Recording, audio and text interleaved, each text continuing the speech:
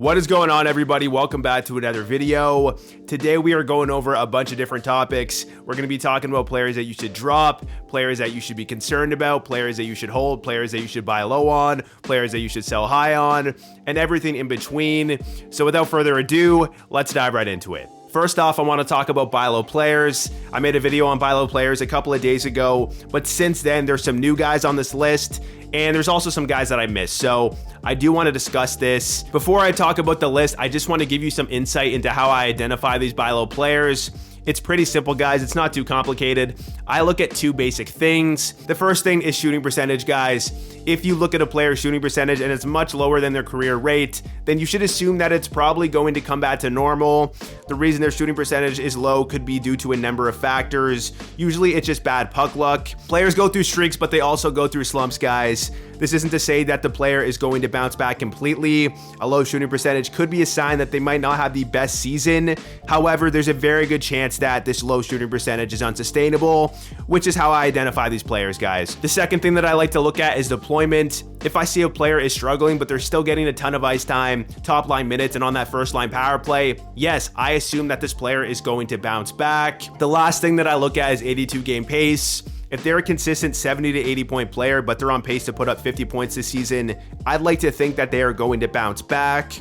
Obviously, this depends on a number of situations. Obviously, one thing to consider is a team situation. A guy like Tomas Hertl has been a consistent 60 to 70 point player, but he might have a down year because of how bad the Sharks are. But in general, guys, I like to look at three things. Like I said, shooting percentage, deployment, and 82 game pace. If all of those things align, then yes, I'm going to target these players in a buy low trade. To start things off, let's go over the buy lows that I talked about in my last video a couple of days ago. Most of these guys are still great buy lows, but some of them have started to produce, so it could be difficult to get value for them. In terms of the players that are struggling that I do expect to bounce back, I have this list right here, and I do want to say that I am recording this on Saturday afternoon. There's a lot of games on Saturday, so some of these players could have big nights today, and you no longer can get good value for them.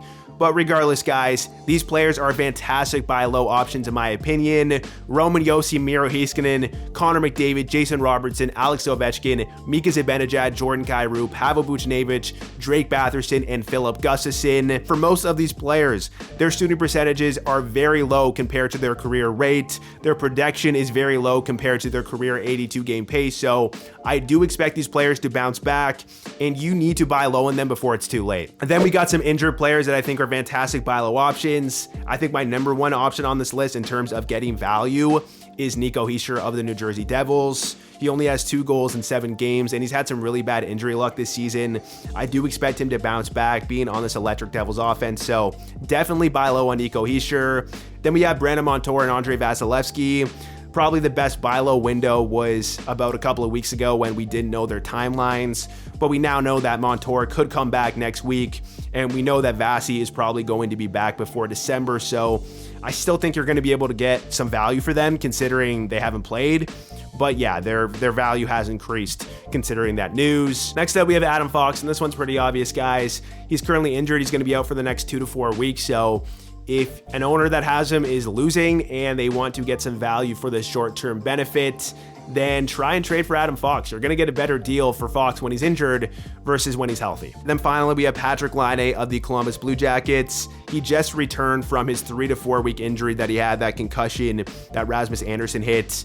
And as I'm recording this, he doesn't have any points in the game against the Red Wings, so I think you're probably going to be able to still get good value for him. He's been a point per game player in the past 2 seasons. I know the Blue Jackets aren't the greatest team, but this is a guy that I definitely expect to bounce back as long as he can stay healthy. Finally, I want to talk about some players that you probably can't buy low on anymore. Vincent Trocheck, he got moved to the top 6 with Philip Heedle's injury, but he's been on the first line power play this whole season. His shooting percentage was super low, so we were all kind of expecting to bounce back, and that bounce back came, so hard to buy low on him right now with his good stretch of games. You have Clayton Keller.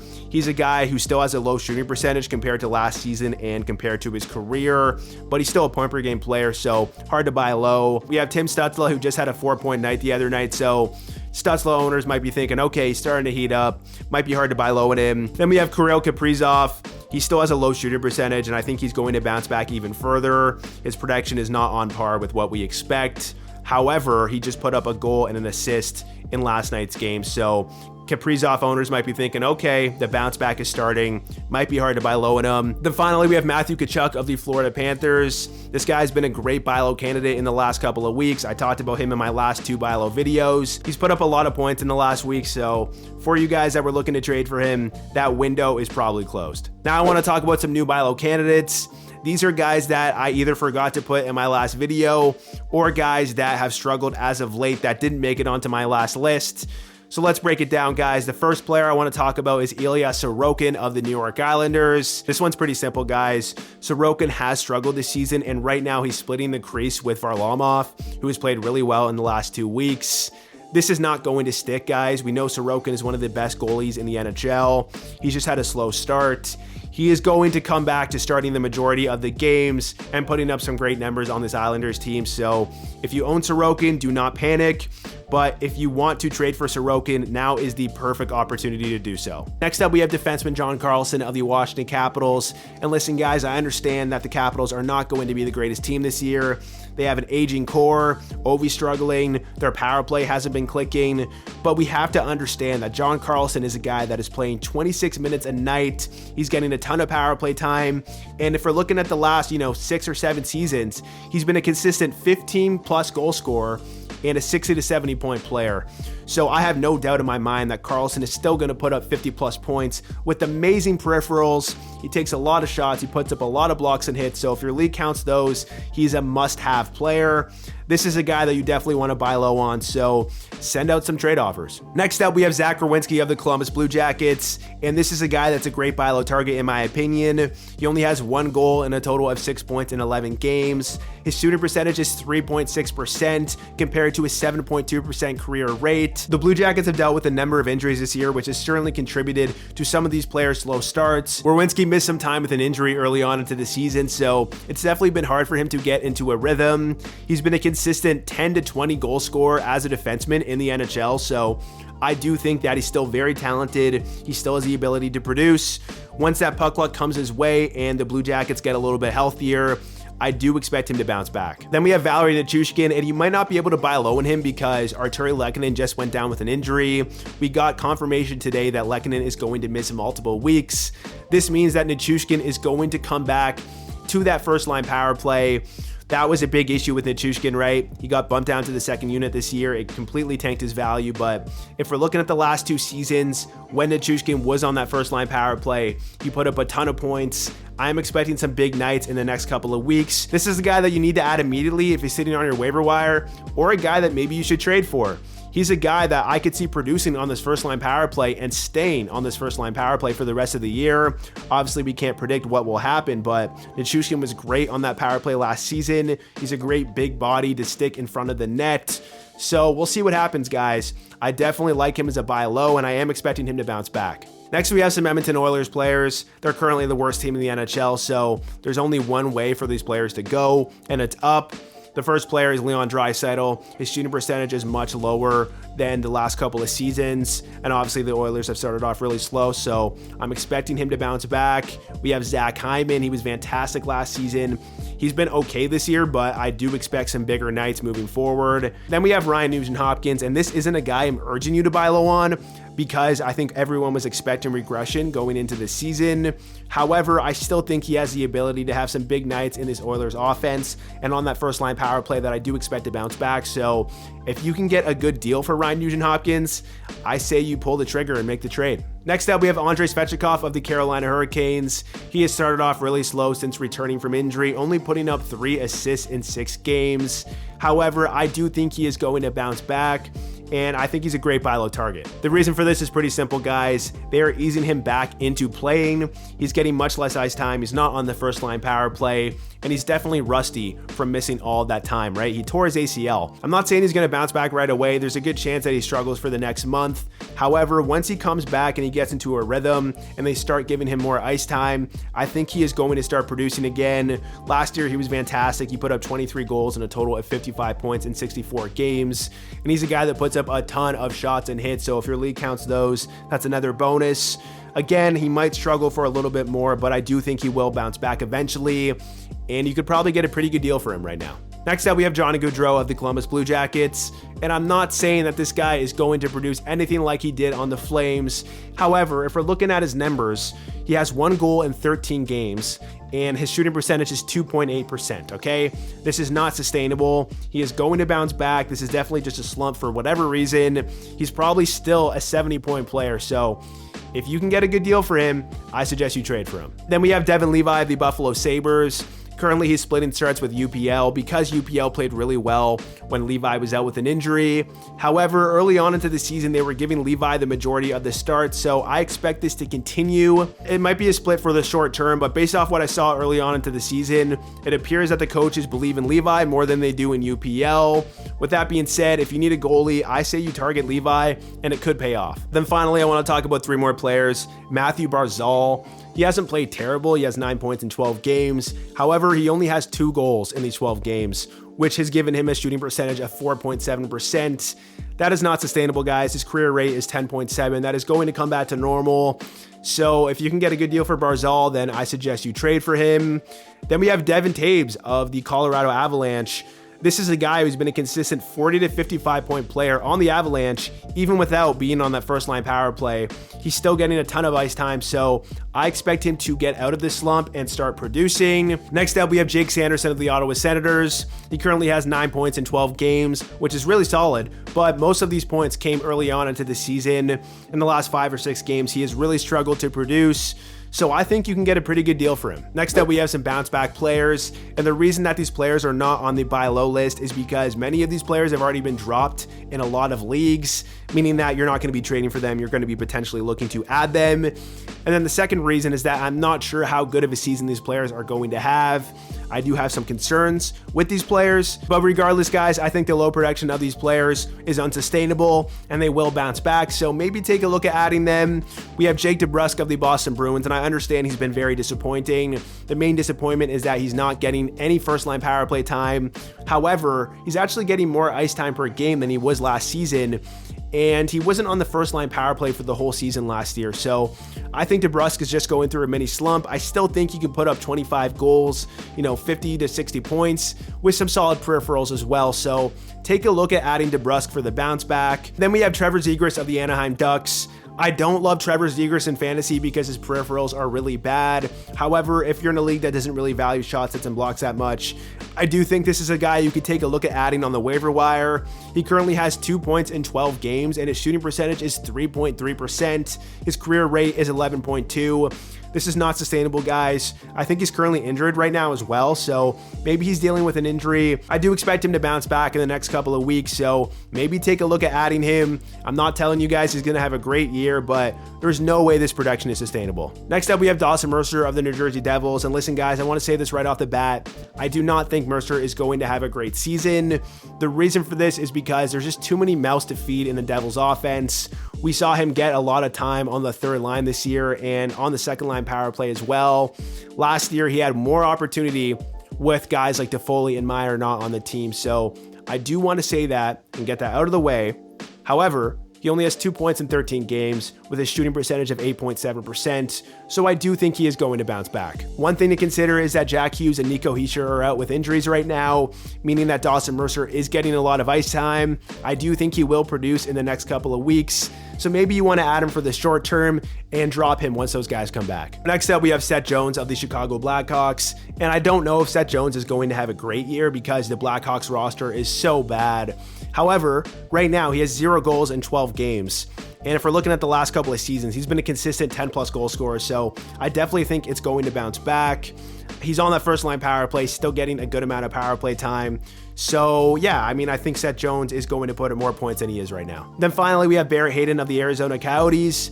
I'll keep this brief because I've talked about Hayton ad nauseum, but basically for me, Hayton is a guy that was a very slow starter last year, and his deployment is still awesome. He's playing on the first line with Clayton Keller and Nick Schmaltz, and he's still on that first line power play as well. He's getting a lot of ice time, so it's a no-brainer to me that he's going to bounce back. We just have to wait and see when that will happen. Next up, I want to talk about some players that are drops. And what I do want to say before I list off these players is that it depends on how many teams are in your league. If you're in a very deep league, then some of these guys could be holds, but I would say in general, it's pretty safe to drop these players.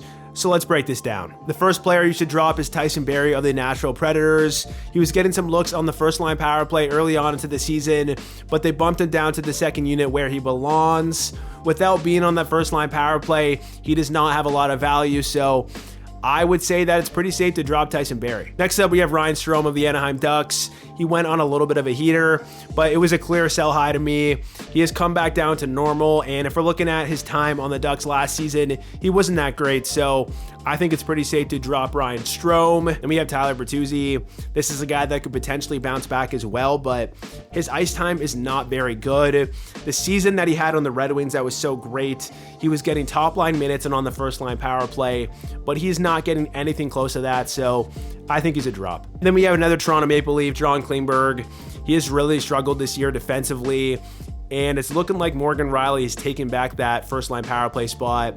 As long as Klingberg is not on the first line power play, he has no value, so I think he's a safe drop right now. Next up, we have Adam Larson of the Seattle Kraken. He overperformed last year, as a lot of Kraken players did. And even though I still think he has value in category leagues and leagues that heavily value shots, hits, and blocks, he's a guy that can be dropped in a lot of leagues. If you're still holding on to Larson, expecting him to play like last year, I think you're mistaken. He is definitely a guy that's pretty safe to drop right now. Next up, we have David Perron of the Detroit Red Wings. He's going through a slump right now, but my main concern is his deployment. He was on the first line power play early on into the season, but they took him off. Raymond is on there, and he's doing really well right now, so I don't think Perron is going to get back on this first unit. He's 35 years old, and his even strength ice time has gone down as well, so definitely very concerned for Perron, and I think it's pretty safe to drop him at this point. Next up, we have Karel Vejmelka of the Arizona Coyotes, and the main concern with Vejmelka is that they are splitting the crease even right down the middle with him and Connor Ingram, and Ingram has better numbers than him as well. I don't expect this to change anytime soon. Vejmelka could have been decent in points leagues that value saves and volume. However, if he's splitting the crease on a team like the Arizona Coyotes, I don't think it's worth holding on to him. Next up, we have Jacob Vrana of the St. Louis Blues. He was definitely a big sleeper going into this season because he played great on the Blues, and we know in the past that he's been a fantastic goal scorer.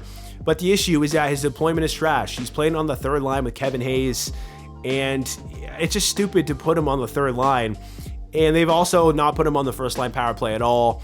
As one of their best goal scorers, I don't understand this decision, but I'm not an NHL coach. In my opinion, this is a pretty safe drop at this point, unless we start to see his ice time go up significantly.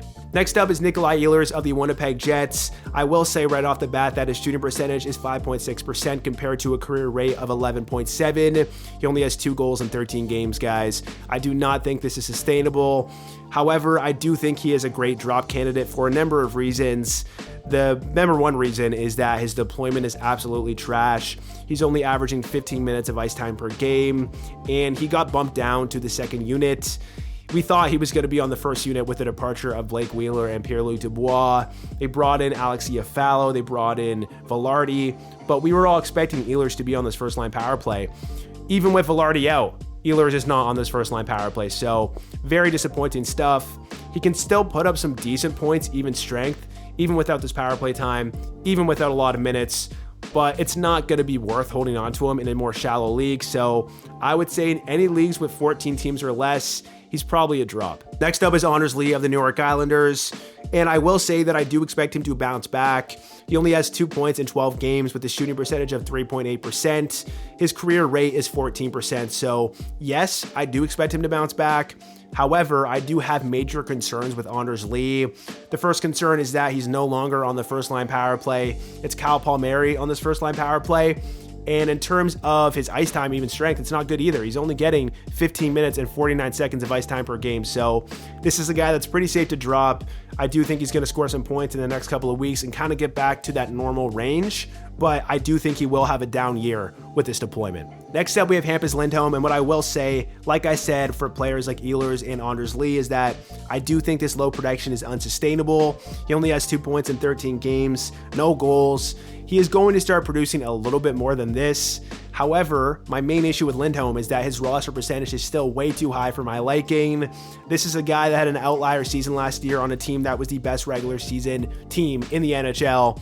So I just don't think that he's a guy that's going to put up more than 35 points. He'll be okay in a deeper league, but in those leagues, in those shallow leagues where he's still rostered, he's probably a pretty good drop right now. Next up, we have Andrew Mangiapane of the Calgary Flames. And this one's pretty obvious, guys. He hasn't played terrible this year. He has 8 points in 12 games, but my big issue with him is his deployment. He's only getting 15 minutes and 26 seconds of ice time per game, and he's not on the first line power play. I know he had a great season 2 years ago with similar deployment, but that was on a great Flames team, and this year they are imploding. I'm not a big fan of the Flames this year, so Andrew Mangiapane is not a guy that I want to roster in most leagues. Now I want to talk about some players that I'm very concerned about. They could be potential drops. It just depends on your league size. Let's talk about Jonathan Huberdeau. He does not look good out there, guys. He got benched a couple of nights ago, and we saw how bad he was last year. I could see him having a similar type of season with the way that he's playing, man. I don't know what's going to happen with the Flames. I don't know what's going to happen with Huberdeau, but in general, he's definitely a drop in a more shallow league, and if you're in a more deeper league, then I would be concerned about him for sure. Then we have Brent Burns of the Carolina Hurricanes. I wouldn't say he's necessarily a drop because there is a chance that he can bounce back a bit, but the big issue with Brent Burns is that he's not on the first line power play. They have Tony DeAngelo on there. He just got scratched, and then Orlov took his place during the game that he was scratched, so they're not even giving Burns a look on the first line power play when Tony D is out.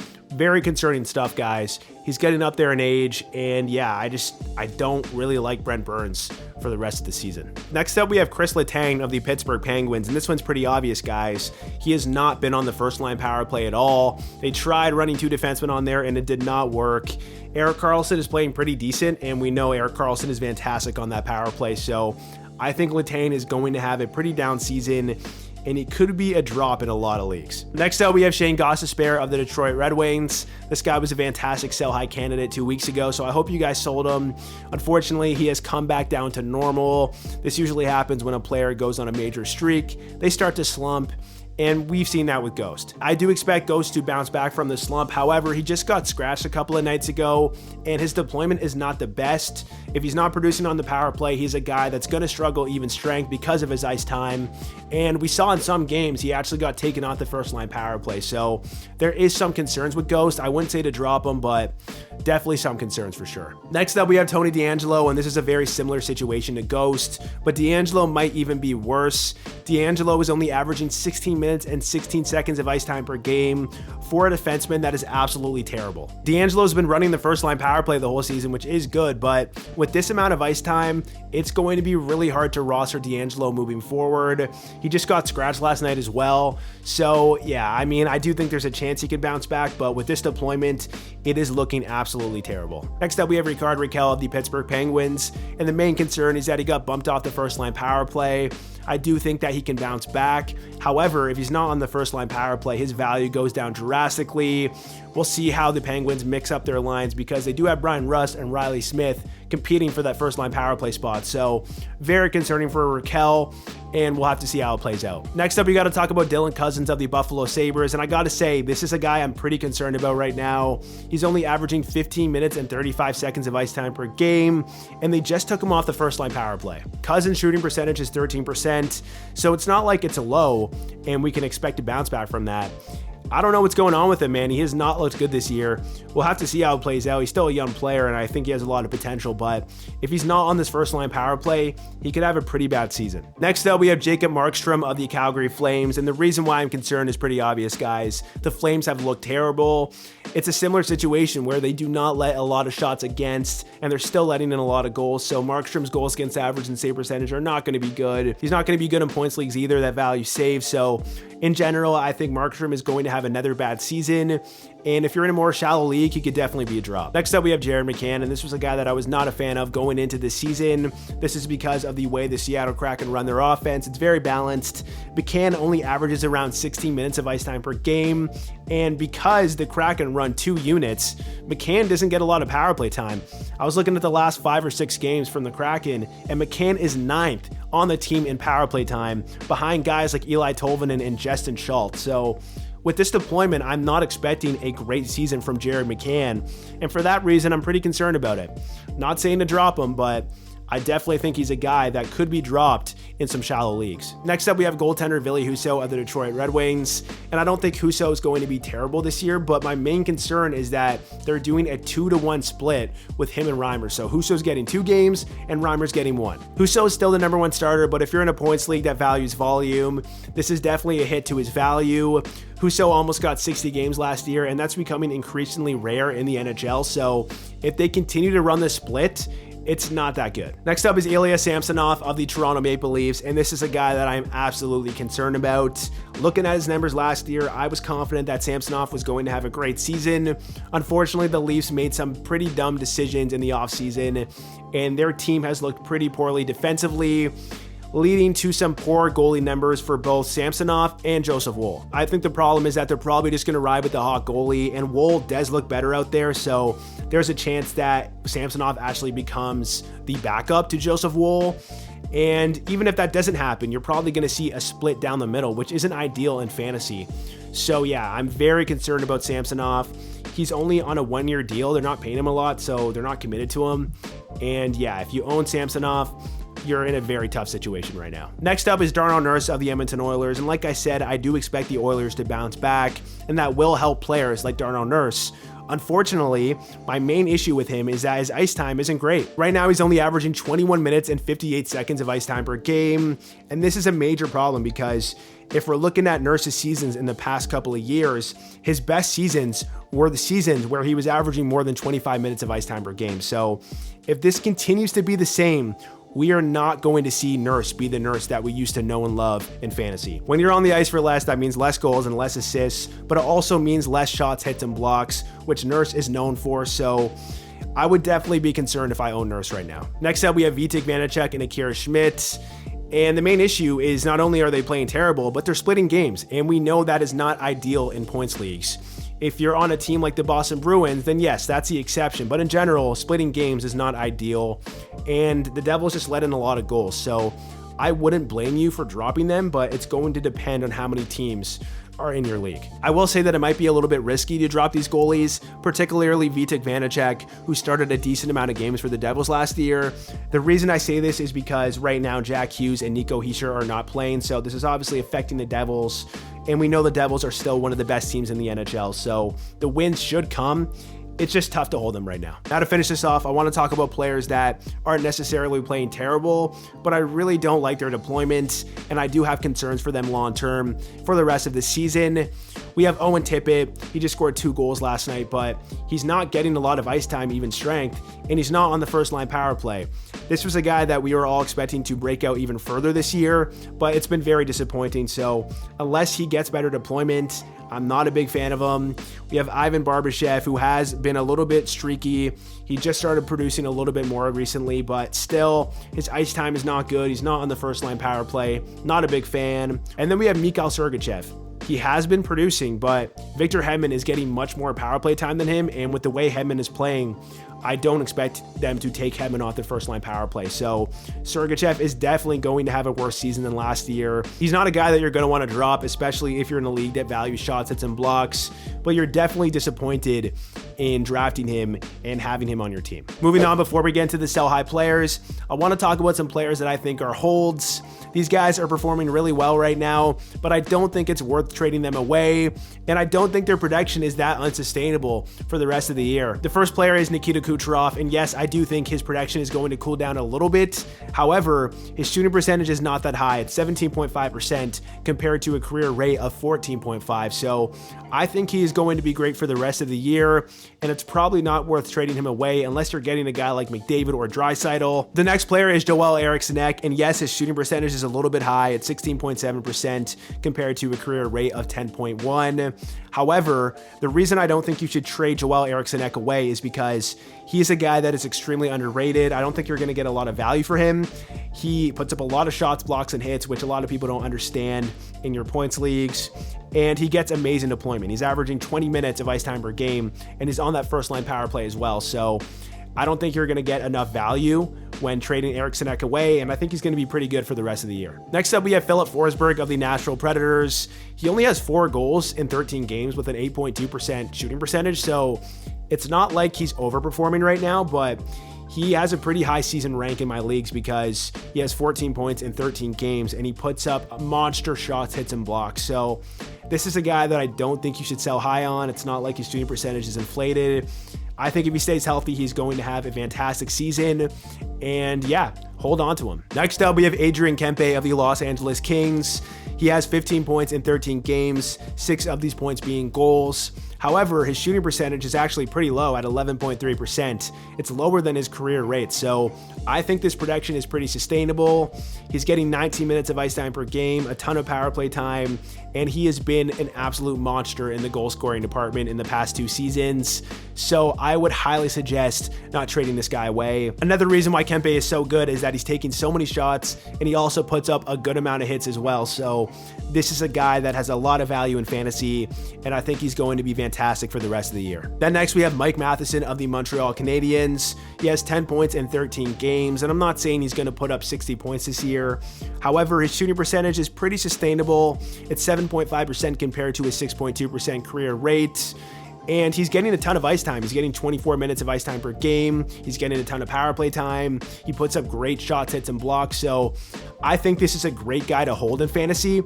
And another reason why I think you should hold on to him is because a lot of people disrespect Mike Matheson. I don't think you're going to be able to get a lot of value when trading Matheson away. So I think you should hold on to him. Then finally, we have Nick Schmaltz of the Arizona Coyotes. I think a lot of people don't understand how good Schmaltz has been in the last 2 seasons. He's pretty much been a point per game player in the last 2 seasons. So this is pretty much par for the course when we're talking about Nick Schmaltz. He has 13 points in 13 games, and his shooting percentage is actually lower than it was in the last 2 years. He has a 12.5% shooting percentage compared to a 14.2% career rate. So Nick Schmaltz is not a sell high guy. You want to hold on to him, and I think if he can stay healthy, he's going to have a great year. Finally, I want to talk about some sell high players, and I just want to put out a disclaimer before I talk about some of these guys. Just because someone's a sell high candidate doesn't mean they're not going to have a fantastic season. What I'll say is a player like Pettersson, I think he's going to be great for the rest of the year, but his value right now is the highest it is going to be. So there's a chance you can get better value when you trade him away. Again, there is some risk involved with some of these trades, but players like Pettersson or Quinn Hughes or JT Miller, these guys that I'm about to talk about, their current production is unsustainable, and you could probably get a lot of value for them. So I think it's worth considering trading some of these players away before they start to cool down. Again, I do think that a lot of these players are going to have great seasons, but there is an option to sell these guys high. With that being said, similar to how I identify buy low candidates, I look at 3 things. I look at a player's shooting percentage. If it's inflated compared to their career rate, I generally think that they're going to cool down. I also look at their deployment. If they're not on the first line power play and they're overproducing, I definitely want to sell them high. And then I also look at their 82 game pace. Like I said, if you're looking at a guy like Jesper Bratt or Elias Pettersson, these guys' 82 game pace is way too high. It is going to come down back to normal. Not to say they will not be great for the rest of the year and have career seasons, but like I said, you might be able to get better value for them. So without further ado, let's break down the sell high list. The players that are sell highs only if you can get great value in return are Elias Pettersson, Quinn Hughes, JT Miller, Artemi Panarin, Victor Hedman, Noah Dobson, Sam Reinhart, Thatcher Demko, Anze Kopitar, Evgeny Malkin, Jacob Chychrun, and Kyle Connor. Listen, guys, I think a lot of these players are going to have amazing seasons, and they could potentially have career years. However, their shooting percentages are inflated, and their 82 game pace is definitely inflated as well. These players can easily be holds, but we do have to understand that their value is probably the highest it is going to be all season. If you can put together some trades involving sell high guys for buy low players, some of those players that I talked about earlier, Connor McDavid comes to mind, Leon Draisaitl. If you can package something for Jason Robertson and Miro Heiskanen, if you can do this, I suggest you do, guys. We have seen what has happened to players like Alex DeBrincat and Dylan Larkin, and there's a good chance that a similar situation happens to some of the players that I just mentioned. So it is worth considering selling high on them. Now I want to talk about players that you should absolutely sell high on. Their shooting percentages are way too high. Their production is way too high. Their 82 game pace is not sustainable. And listen, guys, some of these players could end up having decent seasons, but their value right now could be the highest it is going to be all season. So it is going to be worth it to trade them right now. First off, it's Brock Besser. And yes, I do like his deployment this year. I've talked about this in the past. I like that he's on the first line power play. He's getting top 6 minutes. However, his shooting percentage is around 30% right now. It's not sustainable, guys. If you are in a Bush League or a Taco League, a league where people don't really understand the sell highs and the buy lows, you might be able to get some really good value for him. So make sure you take a look at selling high on Brock Besser. Next up, we have Travis Sanheim. And listen, guys, I really do like his deployment. He's getting around 25 minutes a night, something that he's not used to seeing. He's on the first line power play. He puts up great peripherals. However, his production is not sustainable, okay? He is a guy that is on pace for something like 82 points. It's not going to be sustainable, so you're going to want to sell high on him if you can, but it's not going to be the worst thing in the world if you hold on to him. Just expect him to cool down. Then we have Frank Vatrano, and this is pretty obvious to me, guys. Vatrano is great at goal scoring. We've seen in the past, even strength, very good at goal scoring, but his shooting percentage is way too high. His production is not sustainable, and his deployment isn't amazing. He doesn't get a lot of power play time. They kind of run 2 units, and that doesn't benefit guys like Frank Vatrano. I am just not expecting Vatrano to keep up this type of production. Then we have William Karlsson, and Karlsson continues to perform. He continues to produce. And my big issue with Karlsson is that he has been on the third line and the second line power play for most of the year. Right now, he's on the first line power play because Chandler Stevenson is out with an injury. But when Stevenson comes back, it's very likely that Karlsson is going to get sent down to that second unit. His shooting percentage is way too high, and I do not expect him to keep up this type of production. So sell high in him before it's too late. We have Jaden Schwartz. I mean, this might be a player you won't be able to get a lot of value for, but he is producing a lot. If you're looking at season ranks, he's pretty high. The Kraken run a very balanced offense. I've talked about this in the past. It's just not good for fantasy. Schwartz is not known for putting up this amount of points, so sell high on him before he cools down because it is coming. Next up, we have Jeremy Swayman. And listen, guys, I understand the Bruins are playing absolutely incredible, but he's currently splitting with Allmark still. In a category league, that's fine because he's still going to put up solid numbers, but in a points league that values volume, this is a guy that's only getting 41 games, and that's very, very tough, especially in those weeks where the Bruins only have 2 or 3 games, and Swayman might only play once that week. It could cost you some weeks, so if you can sell high on Swayman in a points league, I suggest you do. His goals against average is 1.49. His save percentage is 0.952. That's not sustainable, guys. Sell high. Next up, we have Chris Kreider. And listen, guys, there is some upside because the Rangers have one of the best power plays in the league, and we saw what Chris Kreider can do 2 years ago when he put up 52 goals. However, right now his shooting percentage is 26%, and that's not sustainable whatsoever. A lot of his goals have been tip-ins as well, and he's great at tip-ins, but the type of goals that he is scoring is not something that I think is sustainable in my opinion. So for me, this is probably the highest value that he's going to have all season. And if you can get good value, I suggest you sell high in him and see what you can get. Next, we have Brian Rust, who has 7 goals in 12 games. His shooting percentage is 18%. It isn't crazy, but it's not sustainable. His career rate is 12.5. And right now, he's not on the first line power play still. They've been kind of juggling lines to see what works. Right now, they have Riley Smith on there, but if Russ is not on this first line power play, he doesn't have a lot of value in my opinion. He has 0 power play points through 12 games. So yeah, this even strength production is not sustainable, and I think you should sell high on him. Next up, we have Trevor Moore of the Los Angeles Kings. His shooting percentage is 18.4% compared to a career rate of 9%. He has 7 goals and a total of 12 points in 13 games, and this is just not sustainable, guys. He has never been a guy that's put up more than 50 points. Sell high in him before it's too late because the cooldown is coming very soon. Next, we have Jesperi Kotkaniemi. This guy has 13 points in 14 games with a pretty high shooting percentage of 18.8% compared to a career rate of 11.2. The big issue I have with him is that his deployment is not great. He's not on the first line power play, and he's only averaging 15 minutes and 19 seconds of ice time per game. This production is not sustainable, guys. I can see him putting up 50 to 55 points this year, maybe even 60 if he's lucky, but nothing higher than that. So make sure you sell this guy before it's too late. Then after that, we have Ryan O'Reilly of the Nashville Predators. I really do like his deployment this year. He's getting 20 minutes of ice time per game. He's on the first line power play. However, his shooting percentage is currently sitting at 25% compared to an 11.8% career rate. He has 7 goals in 13 games. This is not sustainable, guys. And I don't think you're going to get a lot of value when you trade him away, but if you can, you absolutely should. I don't think that he's going to put up these type of numbers for the rest of the year. Next up is Sean Monahan of the Montreal Canadiens. I do like his deployment. He's getting 18 minutes and 42 seconds of ice time per game. He's on the first line power play. However, his shooting percentage is 18.8%. That is pretty high if you're looking at his last couple of seasons. His career rate is 14%. I think it could be decent for the rest of the year, like I said, but this is probably the highest value that he is going to have, so I suggest selling high in him before he starts to cool down. Next up, we have Oliver Bjorkstrand of the Seattle Kraken.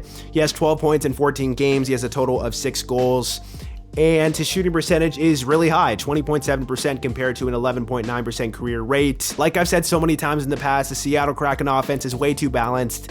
There's not going to be guys with high ice time totals, and this means it is going to be bad for players like Bjorkstrand in fantasy. He doesn't see a lot of power play time. I just don't think this production is sustainable. I think he's more of a 50 to 55 point player, nothing higher than that. So sell high if you can and see what type of value you can get. Next up, we have defenseman Filip Hronek of the Vancouver Canucks. I will say that he does look pretty impressive out there. He's on a pairing with Quinn Hughes, which is good. But the main issue is that he currently has 14 points in 13 games. All of them are assists, but this guy's not putting up over 82 points this season. He's an over point per game player right now. That's not sustainable. His ceiling is going to be capped because he's not on that first line power play. So I'm expecting him to majorly cool down very soon. Yes, you could see him put up 50 points this year, but the value of Filip Hronek is probably the highest it is going to be all season. So if you can trade him for something better, I suggest you do. Next up, we have Joel Farabee of the Philadelphia Flyers. He has 6 goals and a total of 12 points in 14 games, but a very high shooting percentage at 18.8%. This is compared to a career rate of 13.2, so I do not think this is sustainable.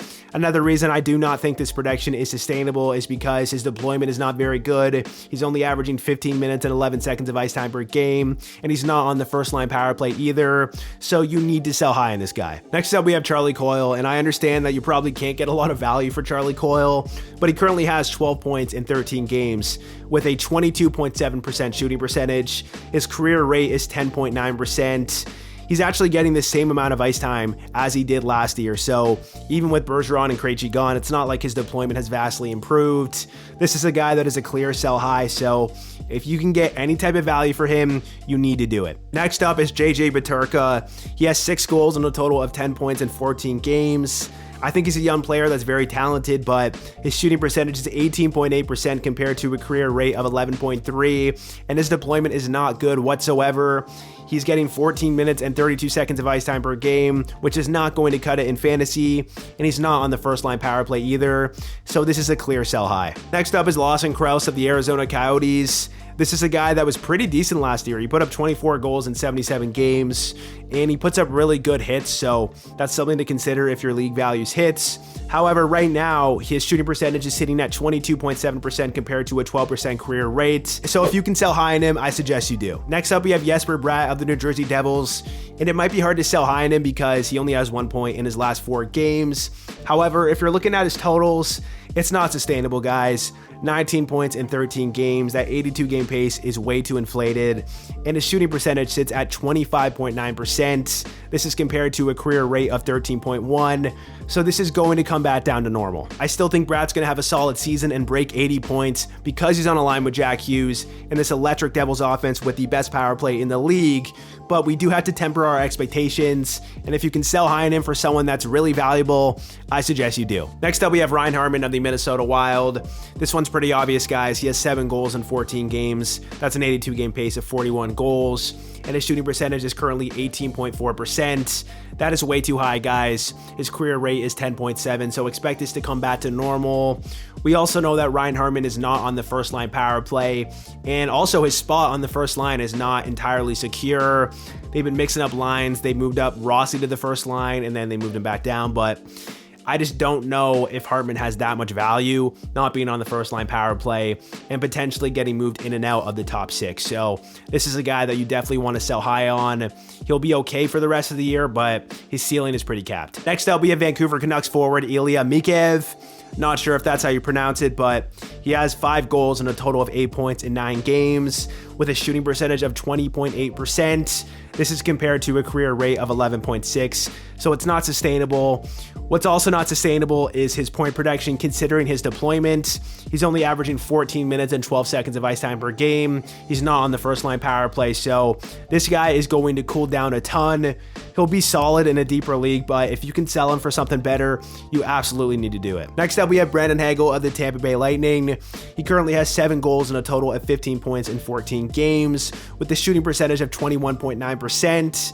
We do know that Hagel generally has a high shooting percentage. His career rate is 16.5, but still at his current rate, it's unsustainable. And we also know that Hagel is not on the first line power play as well, so it really caps the ceiling. I still think Hagel's going to have a solid year because last season he was in and out of the first line power play and still put up great numbers. But we do have to talk about the fact that his production is currently unsustainable, and if you can get good value, then you probably should trade him. The last player I want to talk about is Alexis Lafreniere of the New York Rangers. He currently has 5 goals and a total of 9 points in 13 games with a shooting percentage of 22.7%. I do not think this shooting percentage is sustainable, and I also don't think this production is sustainable because his deployment is pretty bad. He's averaging 15 minutes and 56 seconds of ice time per game, and he doesn't get a lot of power play time either, so I just think his ceiling is pretty capped because of this. If you can trade him for some sort of value, then you probably should. All right, that's the end of the video. Thank you so much for watching. If you enjoyed it, hit that like button. If you're new to the channel, hit that subscribe button, and I will catch you in the next one.